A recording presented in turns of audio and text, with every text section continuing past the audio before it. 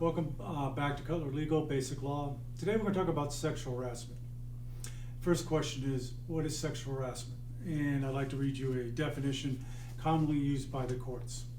When the workplace is permeated with discriminatory intimidation, ridicule, and insult that is sufficiently severe and passive to alter the condition of the victim's employment and create an abusive working environment.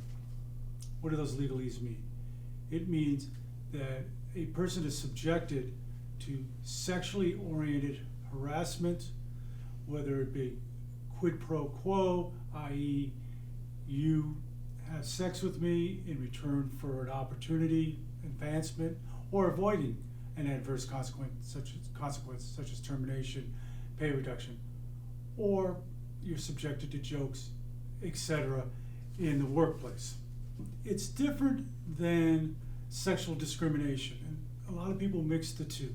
Sexual discrimination is discriminating against a person because of their gender, i.e. not giving them a promotion, not giving them the opportunities, demoting them, etc. because of their gender. And there's no sexual overtones to that decision. It's based strictly because that person is a woman or that person is a man, transgender, or gay, but not connected with sexual overtones. That's the difference between discrimination and harassment. The big question is, what does an employee have to show in order to succeed on a claim of sexual harassment? There are two types of claims, as I mentioned. One is quid pro quo, and the second one is harassment. The difference: quid pro quo is a demand for sexual favors in return, either for an employment opportunity or to avoid an adverse action. Sexual harassment is a hostile work environment that is charged with sexuality that one finds offensive. And they do blend over a little bit. So talking about quid pro quo, the standard for that is one, unwelcome sexual advances, and the submission or rejection of those sexual advances is made knowing that an adverse action or a gain will be made. So a person may submit to the sexual advances, but out of fear that if they don't, something bad will happen. And under those circumstances, that is sexual harassment. The other one is more difficult and more amorphous, as they say. That's a hostile work environment. Co-workers engaging in sexual jokes, commenting about your physical appearance, inquiring about your sexual tastes, and things like that. And under that claim, you have to show that it's hostile. And the courts will normally say that one instance is not enough. It has to be a series of instances that interfere with your work. And the interfering with your work is an objective standard, i.e. what would a reasonable person think would interfere with your work? Yes, an objective standard, but not necessarily, because that standard is changing as our societal norms are changing. So you're before a jury and you're asking the jury to say, yes, a reasonable person would find that unacceptable. What a jury might see as a reasonable person today might be different than what a jury would see as a reasonable person yesterday.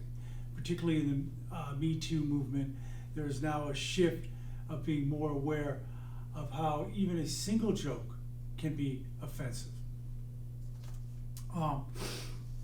And I'm going to go through some of the elements a little more detail here to help. First thing, is the event sexual in nature? Is it asking someone to date you? Is it asking for sexual favors? Is it sexual jokes? Is it unwelcome? The fact that the person laughs at the jokes, maybe even participates a little in the jokes, doesn't mean they're welcome. Many people feel pressured at work to go along. So do not think if you have a coworker who's just laughing at your jokes that they're all okay with it. They may not be. Nor do you think that they have waived their right to complain because they seem to go along with it. Not always. The purpose and effect, the jokes, the actions, the conduct must have the purpose or effect, and I underline the word effect, of interfering with the opportunities in a normal work environment.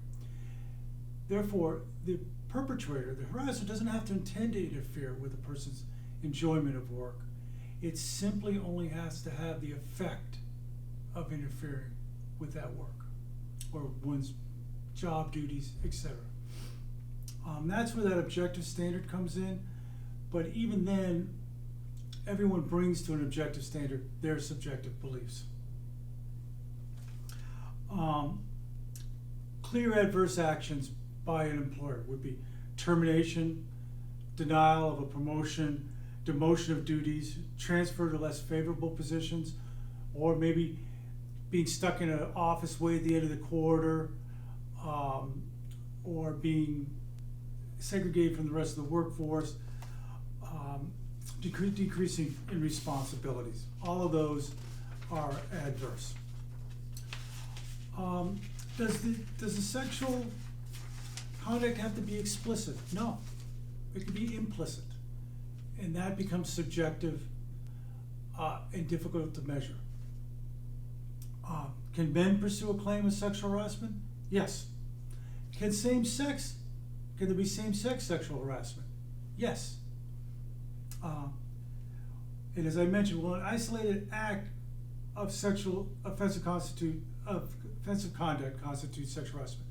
Normally, no. It has to be a series. It has to be more than one. How many? Again, it's all based on the circumstances. What's also very important, who can be liable? It's not just the company that's liable for sexual harassment.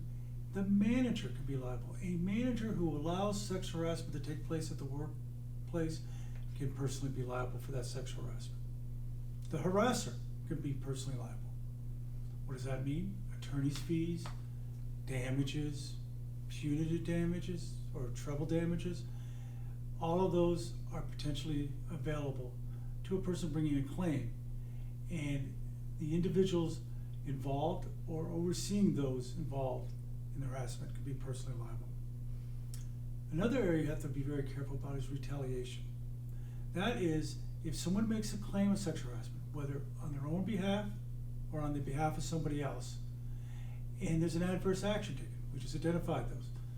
Demotion, reduction of job responsibilities, being skipped over for promotion, because that person made the claim of sexual harassment, whether on their own behalf or on the behalf of somebody else, is a claim of retaliation under sexual harassment. And you may ask, well, what happens if what they're complaining about wasn't sexual harassment? Doesn't matter. If the person was retaliated because they made a complaint, a good faith complaint of sexual harassment, not a bad faith complaint, but a good faith complaint, they believed honestly that was sexual harassment, then that could be a claim of sexual harassment under retaliation. And finally, there's aiding and abetting. Say you were not the harasser, but your buddy Joe next to you was doing it, and you were egging him on. Hey Joe, give her a hard time. Or let's say it was a gay situation, give him a hard time. Ask him out. Comment on his genitalia. Then you can be classified as an aider or abetter and be subject to the same liabilities. It is a complex area, sexual harassment, and it's only getting more complex. Advice: leave sexual innuendo, sexual jokes, etc. out of the workforce. It's the safest thing. If you feel like you're sexually harassed, don't stay quiet. Bring it up to your manager. Bring it up to HR. You need to document it. I hope this was helpful. Thank you.